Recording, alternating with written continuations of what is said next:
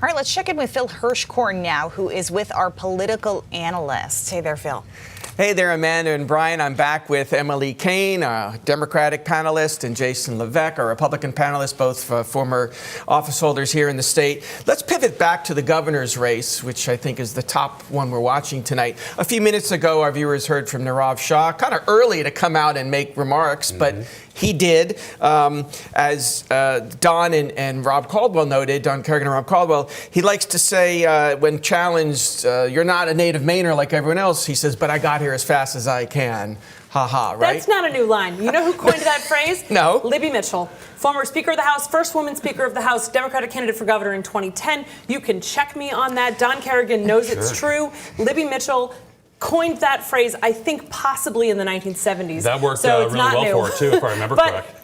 But she's the first woman Speaker of the House and the first woman in the country to be both the Speaker of the House and the Senate President. She's not on the ballot tonight. That's not a new phrase, but it's also not a new idea. Nirav has a lot of clever lines, like he says, I'm all gas, no brakes in this campaign, which is the way I drive. Again, rim shot.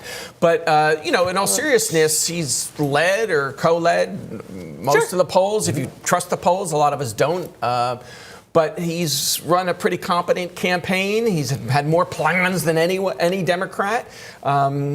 He could be first tonight. I will say this, and Jason, I love your take on this too. Since Nirav got in last fall, I have expected him to come in first tonight. Why? Because he's a social media star. He's the guy who was on your TV and on your Facebook during the pandemic, right? He made you feel safer for a lot of people for a while. Not everybody and not sustained, but that was true from the start. That's why his name ID is so high. We've seen him lead in most of the public polling throughout. I think the question is, like Bobby Charles, right, who also has been consistently high in the public polling, is he anybody's second choice? We don't know. And we saw a coalition come together with Hannah and Troy and Shenna asking people to vote for each other. That's a new thing. We didn't see a lot of that in 2018. We saw a little of it, but not really with the top vote getters. So I think it's a question mark. But it wouldn't shock me if he was in first tonight, but that is definitely not the end of the story. You support Hannah Pingree? You're her treasurer. You just stopped by her party a little while ago. She wasn't there, but what's the mood? The mood was consistent and clear that we feel like Hannah left it all out on the field. We do not expect her to be in first place tonight. That would be a gift if it was. We expect her to not be in first, but that we expect her to be the second choice and come over the top. You were just visiting Jonathan Bush headquarters, and our viewers a short time ago saw him being interviewed by our correspondent, Christian Harza. What's the mood there?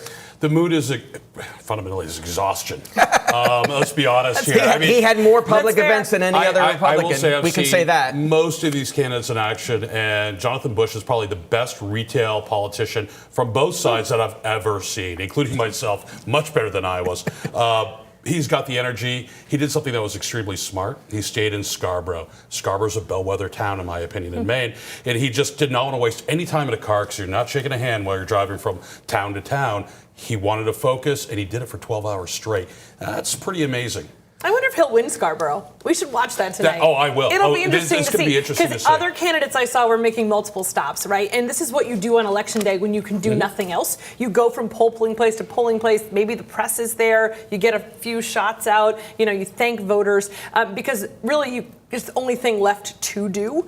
And then when the polls close, you take a deep breath, and then the exhaustion sets in. I think what's going to be really different here is we're not going to know the winner. No. So you can't raise money. You really can't do anything. You're in this political purgatory until the Secretary of State's office actually tabulates the votes. I mean, we could be looking at a week of, anxious non-vacation because they're all going to be on pins and needles. Hopefully tonight we know who we know the order of the first round votes. Sure. But I think to caution viewers, we should expect it to change. In a year like this where we've had so many races competitively spending, we've had a lot of dynamic shift in just the last 3 and 4 weeks. I think no one should throw a party tonight other than to say, gosh, we did a great job with our campaign. No one should be throwing I did it. Nobody should be doing a Nirav Shah, we won speech. Briefly at 8:20. Briefly and purely speculative, this is only the second time since 2024 that we've had a semi-open primary. Independent or unenrolled voters could choose their ballot today.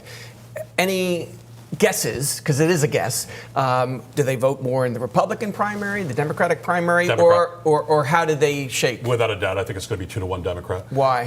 Why? Because I think the Plattner phenomenon's there. I don't think they're not going to pick a Republican gubernatorial candidate. They're not going to pick a Democrat gubernatorial candidate. They're going there to voice their opposition to Graham Plattner or voice their support for Graham Plattner. I think you're going to get a lot of people that were low information voters going into today, unenrolled, low information, going after a low information candidate in Graham Plattner. I think that's going to be the magnetism. Very quickly, agree I or disagree? completely agree that there'll be more Democrats. I could disagree with the rationale. I think it's because there are more races, more opportunity to make a difference. And in this time of Trump, I think we're seeing a lot of independents say, what can I do? And this gives them something to do. Great. Thank you very much. We'll be back with more analysis later on. After this break, our special election coverage continues.